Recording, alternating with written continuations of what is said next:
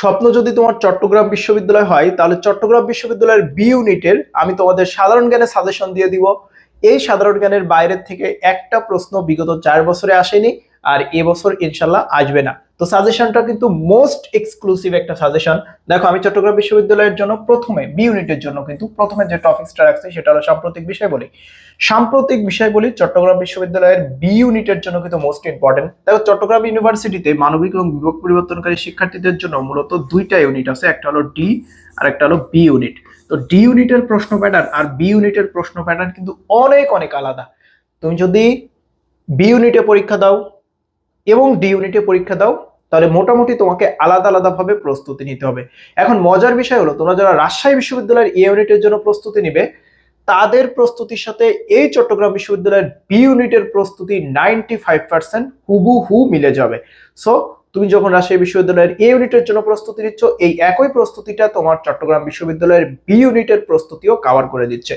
এখন দেখো, চট্টগ্রাম বিশ্ববিদ্যালয়ের বি ইউনিটের জন্য আরো যে টপিকস, আচ্ছা এখানেও কিন্তু তুমি 8 থেকে 9টা কোশ্চেন তুমি এখান থেকে পাবে সাম্প্রতিক বিষয়গুলি থেকে। কখনো 7 থেকে 8টি কোশ্চেনও আসে, ইয়ার টু ইয়ার এটা ভ্যারি করে।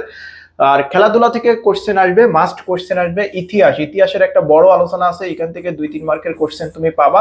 খেলাধুলা থেকে 1 মার্কের কোশ্চেন পেতে পারো।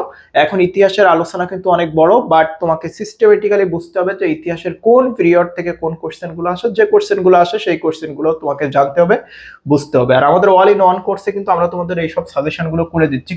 জাতিসংঘ যে কোনো ইউনিভার্সিটির জন্য মোস্ট ইম্পর্টেন্ট, বিশেষত জাতিসংঘ এবং তার যে অঙ্গ সংস্থাগুলো আছে এগুলো সম্পর্কে তোমার খুব ভালো একটা আইডিয়া রাখতে হবে। জাতিসংঘের কিন্তু অনেকগুলো অঙ্গ সংস্থা আছে, সেগুলো সম্পর্কে পড়বা, তাদের সদর দপ্তর কাজ পড়বা। মনীষীদের উক্তি, এখান থেকে চট্টগ্রাম বিশ্ববিদ্যালয়ের বি ইউনিটে একদম মাস্ট 1 মার্কের কোশ্চেন তুমি পাবা। চট্টগ্রাম বিশ্ববিদ্যালয়ের বি ইউনিটে, রাবির এ ইউনিটে 1 মার্ক তুমি পাবা।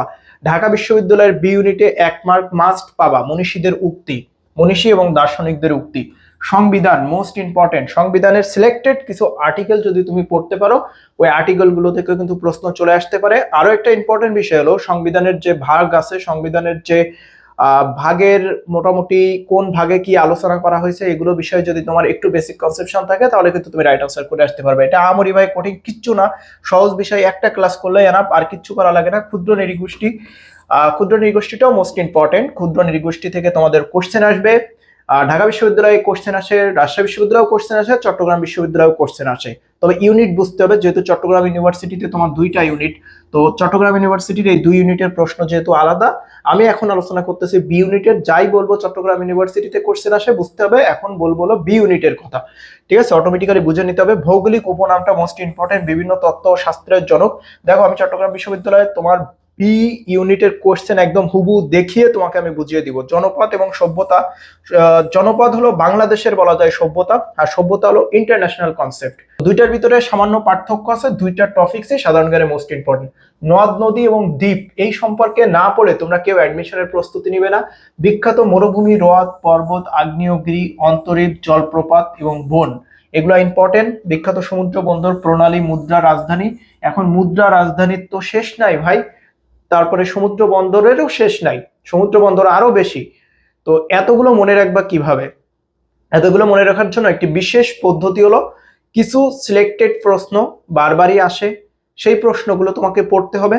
আর সাম্প্রতিক সময়ে যদি কোনো ঘটনা ঘটে, তাহলে ওই ঘটনার সাথে সামঞ্জস্য করে তোমার বিভিন্ন দেশের প্রণালী কেন্দ্রিক যদি কোনো ঘটনা ঘটে, মুদ্রা বা ওই দেশ কেন্দ্রিক যদি কোনো ঘটনা ঘটে, তাহলে সেই সংক্রান্ত বিষয়ে তোমাকে গুরুত্বপূর্ণ ধারণা রাখতে হবে। দেখো, ইউক্রেন রাশিয়ার যুদ্ধ হচ্ছে, তো ইউক্রেন রাশিয়ার এই সাম্প্রতিক যুদ্ধ যদিও অনেকদিন থেকে হচ্ছে, বা যখন শুরু হয়েছে তখন কিন্তু ইউক্রেনের মুদ্রার নামটা কি, বা ইউক্রেনের ভৌগোলিক অবস্থান, বা ইউক্রেনের শিল্প অর্থনীতি সংক্রান্ত প্রশ্ন কিন্তু প্রতিযোগিতামূলক পরীক্ষাগুলোতে চলে আসছিল। সো এভাবে তোমাকে বুঝতে হবে। এখন যেমন ইরানের সাথে যুক্তরাষ্ট্রের যুদ্ধ কিন্তু চলমান, তো ইরানের মুদ্রার নাম কি, চীনের মুদ্রার নাম কি, এটা একটা গুরুত্বপূর্ণ বিষয়। কেন গুরুত্বপূর্ণ বিষয়? কারণ তোমরা হয়তো জানো যে পেট্রো ডলার চুক্তির মাধ্যমে মধ্যপ্রাচ্য বা গালফভুক্ত যে দেশ বা ওফেক ভুক্ত যে তেল রপ্তানিকারক দেশ আছে, সেই দেশগুলো কিন্তু ডলারের বিনিময়ে তেল বিক্রি করে। আর তেল বিক্রির মাধ্যম ছিল কিন্তু ডলার, এখনো পর্যন্ত আছে। বাট ইরান কিন্তু এই ডলার ব্যবহার করে না, ইরান কিন্তু চীনের মুদ্রা ইউয়ানের মাধ্যমে কিন্তু তারা তাদের বাণিজ্য লেনদেন করে থাকে। তো এই কারণে কিন্তু চীনের মুদ্রাটার নাম কি, জাপানের মুদ্রাটার নাম কি, ইরানের মুদ্রাটার নাম কি, এইভাবে বুঝতে হবে। ইরানের হরমুজ প্রণালী কেন্দ্রিক যে বন্দরগুলো আছে, ইসরায়েলের যে বন্দরগুলো আছে, ইসরায়েলের বন্দর নগরী কোনটা, এই যে বিষয়গুলো সাম্প্রতিক ঘটনার সাথে এগুলো রিলেট করে পড়তে হয়। তোমরা হয়তো মনে করো যে এই প্রশ্নগুলো আসে, এতগুলো জাতিসংঘভুক্ত এত দেশ, 193টা শুধু জাতিসংঘেরই অন্তর্ভুক্ত দেশ আছে, তাহলে এতগুলো দেশের আমি মুদ্রা, রাজধানী, বন্দর, আমি এতগুলো কবে পড়বো, আর এগুলো পড়ে কি আমি মনে রাখতে পারবো, আদৌ সম্ভব? তো এটার আসলে টেকনিক হলো এটাই। যেমন একটা প্রশ্ন চলে আসছিল, সো এগুলো আসলে সাম্প্রতিক ঘটনার সাথে কিন্তু রিলেটেড, এটা মোস্ট ইম্পর্টেন্ট একটা পয়েন্ট। আশা করি তোমরা এই বিষয়টা বুঝতে পারছো। ঐতিহাসিক স্থান, বাংলাদেশ এবং আন্তর্জাতিক বিশ্বের যে ঐতিহাসিক স্থান স্থাপনা আছে এগুলো পড়বা। সাধারণ বিজ্ঞান 1 মার্ক তোমরা 100% পাবা। আমি জাস্ট তোমাদের কোশ্চেনটা দেখালে বুঝতে পারবা যে সাধারণ বিজ্ঞানটা কত বেশি গুরুত্বপূর্ণ এবং সাধারণ বিজ্ঞান বলতে কোন কোন বিষয় থেকে প্রশ্ন আসে সেটাও আমি তোমাকে বুঝিয়ে দিব। আইকিউ মূলক প্রশ্ন মাস্ট আসবে। চট্টগ্রাম বিশ্ববিদ্যালয়ে আগে বি ইউনিটে কিন্তু আইকিউ মূলক প্রশ্ন আসতো না, এখন কিন্তু বিভিন্ন গাণিতিক যে আইকিউ আছে এই টাইপের কিছু প্রশ্ন দেয়, বা ঘড়ির কাঁটার সাথে সম্পর্কিত যে আইকিউ আছে এগুলো কিন্তু এখন বি ইউনিটে কোশ্চেন রাখতেছে। এখানে তোমরা 2 থেকে 3 মার্কের কোশ্চেন পেয়ে যেতে পারো। সো এই জায়গাটা থেকে তোমার হাইলাইট করতে হবে। আন্তর্জাতিক সংস্থা প্রত্যেকটা কম্পিটিটিভ এক্সামের জন্য গুরুত্বপূর্ণ। 2024-25-26 সেশনে বিইউপি থেকে এই আন্তর্জাতিক সংস্থা থেকে প্রশ্ন আসছে 6টি, এবং আমাদের যে লেকচার শিট আছে এই লেকচার শিটে ওই 6টা প্রশ্ন হুবহু ছিল, মানে একটা লেকচার শিটে 5টা ছিল আর একটা লেকচার শিটে আরেকটা ছিল। এই জন্য আন্তর্জাতিক সংস্থা তোমার জন্য মোস্ট ইম্পর্টেন্ট। এখন আমরা তোমাদেরকে প্রশ্নটা দেখিয়ে সরাসরি একদম প্রশ্ন বিশ্লেষণের মাধ্যমে সাজেশনটা বুঝিয়ে দিব এবং সাজেশনটা কতটা ইফেক্টিভ সেটাও তোমাকে দেখিয়ে দিব। তার আগে তোমাদের একটা কথা বলি, দেখো এখানে যে আলোচ্য বিষয় দেখতে পাচ্ছ, আলোচ্য বিষয় কিন্তু কম না, এক একটা টপিকস এর উপর কিন্তু অনেক আলোচনা। বিখ্যাত এই যে মরুভূমি, হ্রদ, পর্বত, আগ্নেয়গিরি, অন্তরীপ, জলপ্রপাত, তারপর বন, কতগুলো আছে আন্তর্জাতিক বিশ্বে। তো এর কোনগুলা ইম্পর্টেন্ট ওইগুলো তুমি কি জানো? তোমার জানার অ্যাবিলিটি এখনো হয়নি।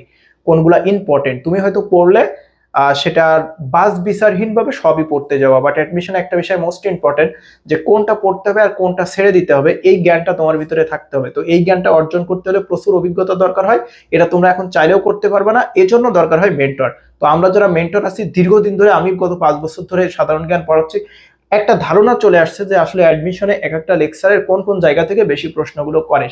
যেমন তোমাকে যদি ইতিহাস বিষয় বলি, ইতিহাসের অনেক বড় আলোচনা, সেই প্রাচীন ইতিহাসের কত আলোচনা আছে, কত সভ্যতা ভিত্তিক রাজা রানী তাদের কাহিনী আছে। তারপরে দেখো সেই প্রাচীন সভ্যতার পরবর্তীতে ভারতীয় উপমহাদেশের একটি বিশাল ইতিহাস আছে।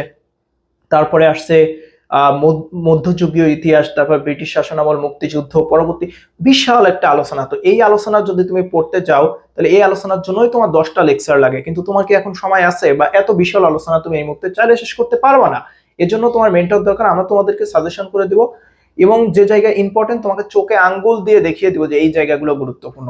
এই জন্য আসলে মেন্টরটা মোস্ট ইম্পর্টেন্ট। তো আমাদের এখানে যে নাম্বারটা আছে এটা আমাদের অল ইন ওয়ান কোর্স, মানে এই কোর্সের মাধ্যমে তুমি সব ইউনিভার্সিটি প্রিপারেশন কমপ্লিট করতে পারবা।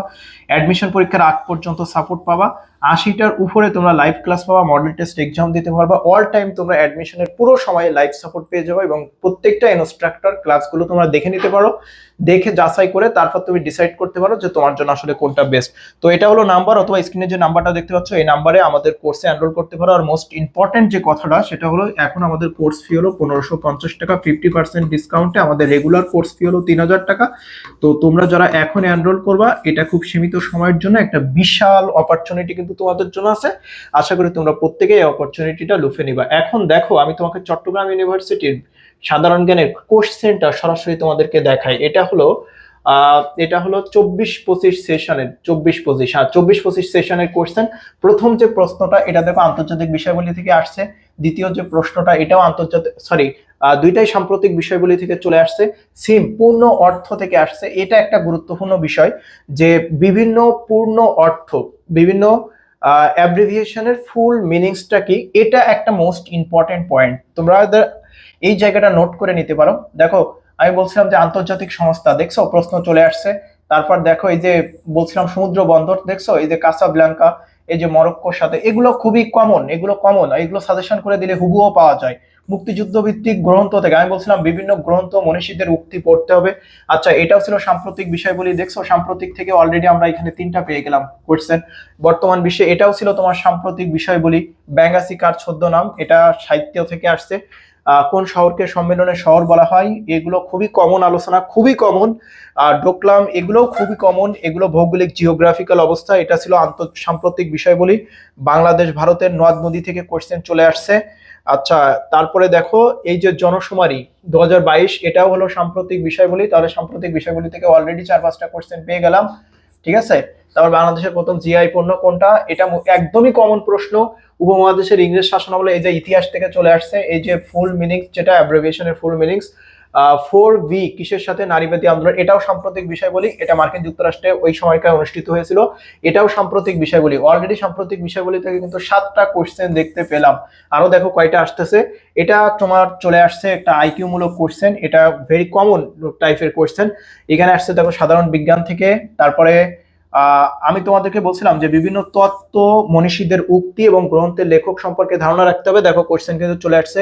এই যেটা, এটাও সাম্প্রতিক বিষয়বলি, কৃত্রিম বুদ্ধিমত্তার জনক, এটা কিন্তু বিজ্ঞান বিষয়বলি থেকে আসছে।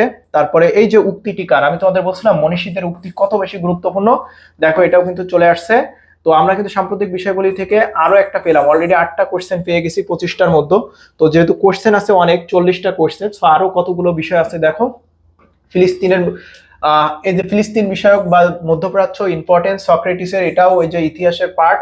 চতুর্থ শিল্প বিপ্লব, এটাও খুবই গুরুত্বপূর্ণ। জুলাই বিপ্লব, এটাও সাম্প্রতিক বিষয়গুলি ছিল। 2000 সংবিধানের, এটাও সাম্প্রতিক বিষয়গুলি ছিল। এটা হলো সাধারণ বিজ্ঞানের অংশ। এই যে এই যে বিষয়টা তোমার এই আইকিউ মূলক প্রশ্ন, এটা সাম্প্রতিক বিষয় বলি।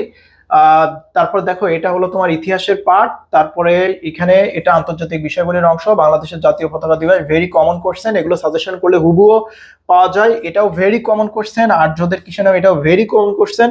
বাংলাদেশের তত্ত্বাবধায়ক সরকার উপদেষ্টা ছিলেন, এটাও সাম্প্রতিক বিষয় বলি। বাংলাদেশ তত্ত্বাবধায়ক সরকারের প্রথম উপদেষ্টা, এটা সাম্প্রতিক না, এটা যখন তত্ত্বাবধায়ক সরকার গঠন হয় তখন আর কি এই উপদেষ্টা কে ছিল সেটা বলা হয়েছে।